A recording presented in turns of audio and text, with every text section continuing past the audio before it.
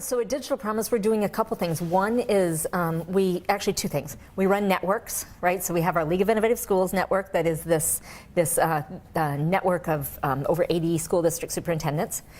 We also have our Verizon Innovative Learning Schools network, which is a network of all these middle schools that we're working with the Connected project with Verizon. We also are working on something called Education Innovation Clusters, and this is this notion that in a region, schools and universities and entrepreneurs and others can kind of gather together and leverage each other's strengths to solve problems.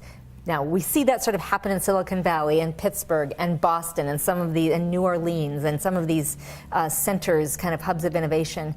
We would love to see that happen in all sorts of places, you know, in the middle of the country, in the edge of the country, all over. We think that this notion of creating innovation clusters is something powerful for communities.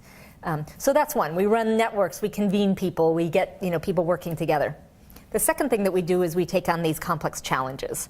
So one challenge we've taken on is how can we make research more understandable and usable and accessible, and we've published a research map and we're kind of doing more work around that.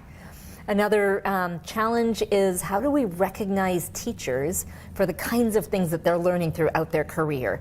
So if a teacher spends their summer learning how to create a makerspace in their classroom or learning how to code so they can engage their students in coding or whatever it might be, we've created a system of educator micro-credentials so that we can begin to recognize those things. So we love to take on these complex challenges. We have a new challenge associated with personalized learning, and it's a challenge around improving the precision and the accuracy of personalization using lots of deep research. So we do two things, the networks and the challenges. This kind of summarizes our work.